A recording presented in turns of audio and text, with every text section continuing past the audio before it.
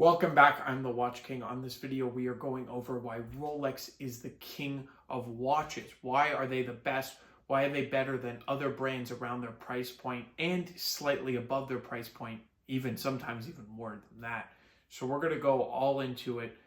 Let's flip ourselves straight into Jumping it. right into it, these are both my personal watches, right? They're in my personal watch collection. That doesn't mean a whole lot because a lot of, millions of these watches are in people's collections, but I'm never planning on selling these. These are my watches for life, hopefully, right? So what I do want to explain here before we get into anything is I am not going to talk about the financial side to this, right? There's an argument there, but I want to talk about love for watches, and the other brands can't control that, right? So we're going to not talk about money at all. We're just going to talk about a few different categories: iconic design, quality, right? We're going to talk about just the quality itself coming out of the factory.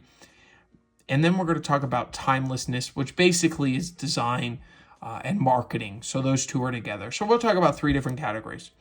I first want to cover the design and the icon it is. So before we talk about this, we have to talk about others and its price bracket. Let's talk about Omega's around there, right? Oftentimes Rolex is compared to them. Breitling is out there. Panerai, not so much, but I will say Cartier is out there, slightly different type of brand. Blancpain doesn't sell enough watches at all to be considered, a huge competitor there, meaning in market share. And Montblanc, not so much. So it really is the big competitors, Omega, Breitling, and I guess you could say IWC out there. Not a ton, but Cartier also, right? So these are the top ones. Omega is number two, but the difference is huge, right? Rolex is beating Omega by a huge amount, and we're going to talk about that now. So Omega, let's talk about their iconic designs, right? So if I was a person who didn't know much about watches, I didn't watch videos like this, I didn't do anything, maybe I'll recognize the Speedmaster because that's what the astronauts wore, right? The Speedmaster is iconic. I'll give it to them. They beat Rolex. That's the one time in history that Omega beat Rolex, and they're very proud of that. And as they should be, right? As they should be, because Rolex tried to try out for that. So they have that. Seamaster, there's an argument, but that helium escape valve up there is just ugly. It's going to date the watch. Now, this is from me personally. I just don't like the design. I don't like the bezel action. Not a huge fan of that entire watch. But also Omega collectors have told me that people are really passionate, and people who actually buy the Seamaster complain about that being there, that extra helium escape valve. So I'm not going to consider that. And everything else, I understand there's DeVille's out there, and there's this and that, Manhattans. I don't consider them at all on the level of these two watches or the Speedmaster, for instance, right? So that's their one watch. Let's go to Breitling. Breitling has a few watches that are pretty iconic from TV shows and this and that. But basically, their Navitimer is iconic, but nothing compared to the Speedmaster. The Speedmaster is something people go out and buy, and it's a great watch. Right. So Omega had this big hit with their Speedmaster. What did they do? They released a ton of limited editions, right? Now, that's fun and all for the first maybe 10 years of doing that. But once you release, I don't know.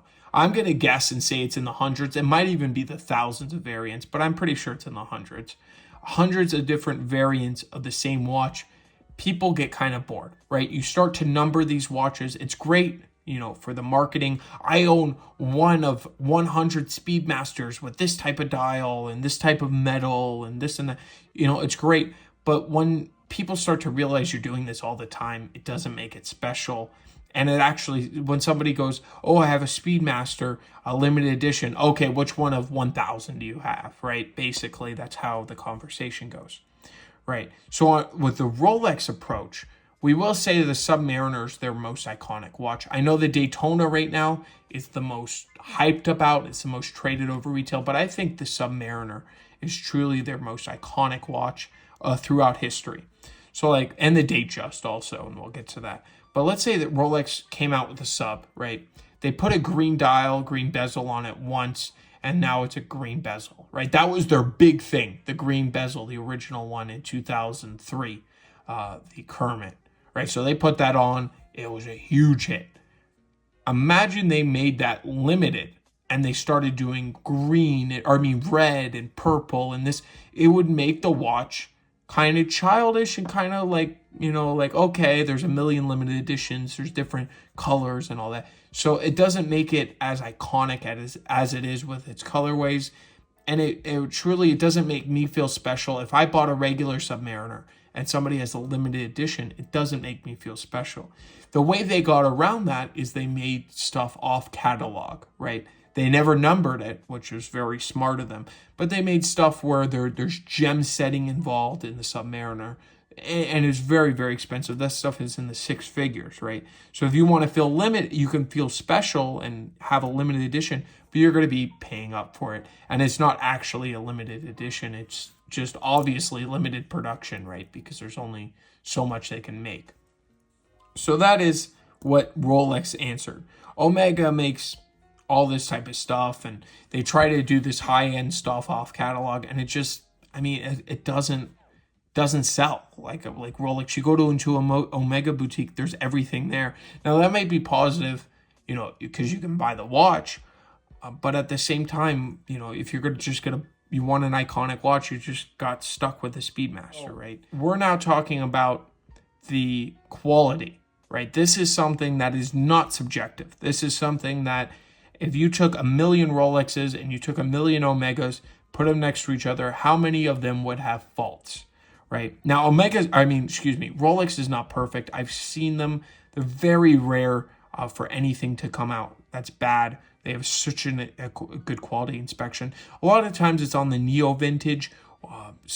Rarely, you'll see something modern like an Explorer. I've seen the 9 switch out for a 3, but it's very, very rare.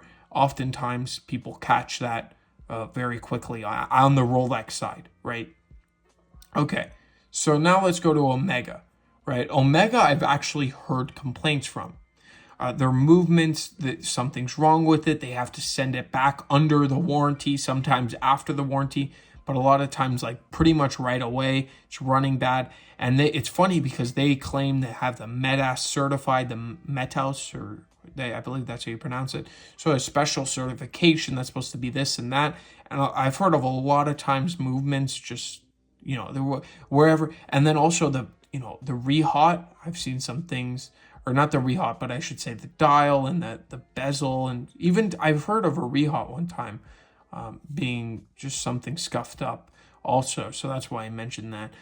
But just a ton of things on their quality inspections. Maybe one Rolex out of a million will have something wrong with it, and Omega is significantly higher than that. They don't release production. They don't do that of how many that came back. But I really would like to know how many Omegas came back to the factory under warranty for problems that they caused, right?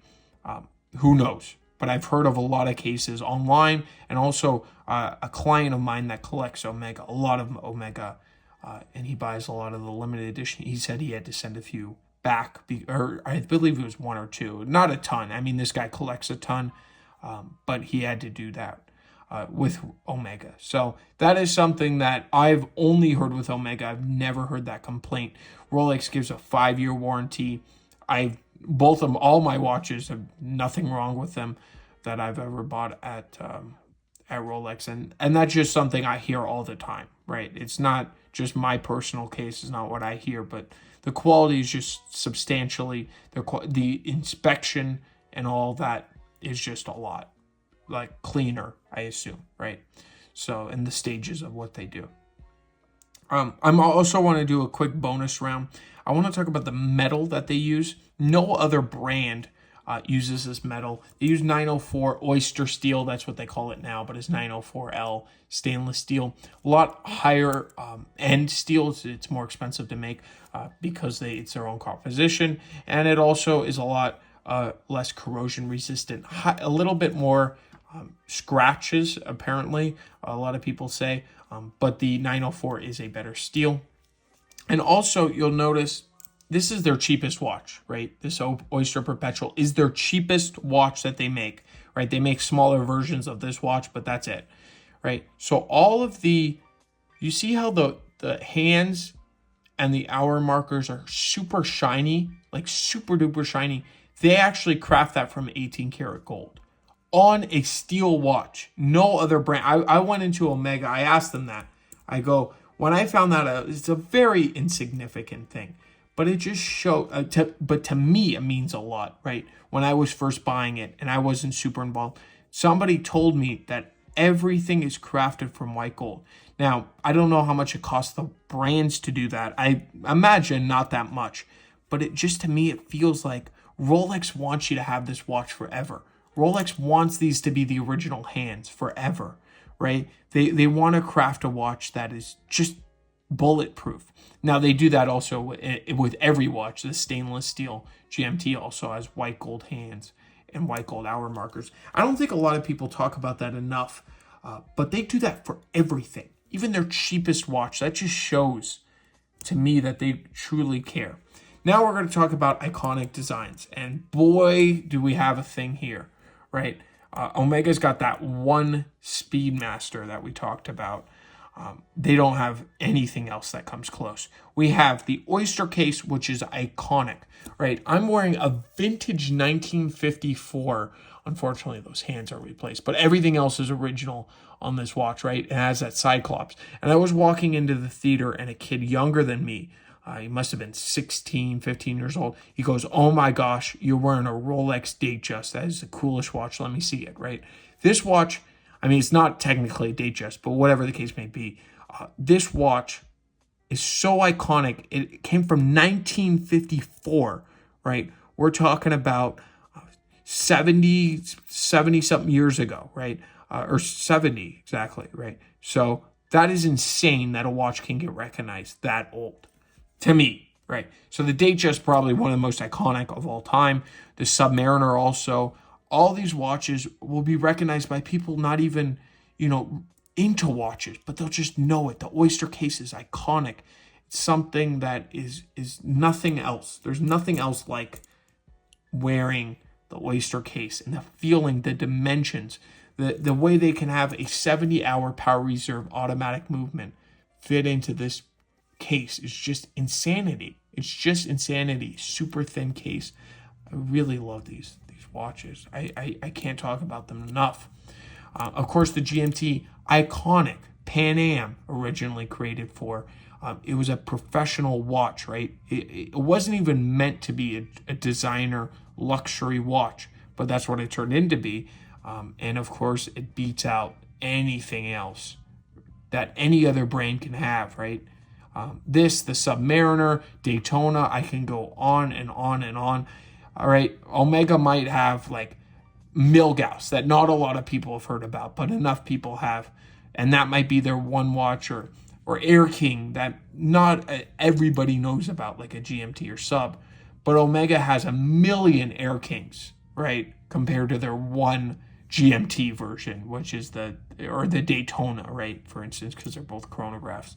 They have one of those compared to all of these hits. So that's why Rolex is king, right? They beat them on materials. They beat them on quality inspections. They beat them in marketing. They beat them everywhere, right? And I think they'll continue to reign supreme even when they release these ugly solid gold monster watches that they released this year. They will still be king. If you're looking for anything like this, vintage, definitely go check out my website. It does help a lot out. If you're looking for stuff like this, I have some insane watches. I just posted some insane women's watches, piece unique from the 20s, Audemars Piguet. So definitely go check that out if that interests you. I want to thank you all for watching, and I will catch you in the next one. Have a great day.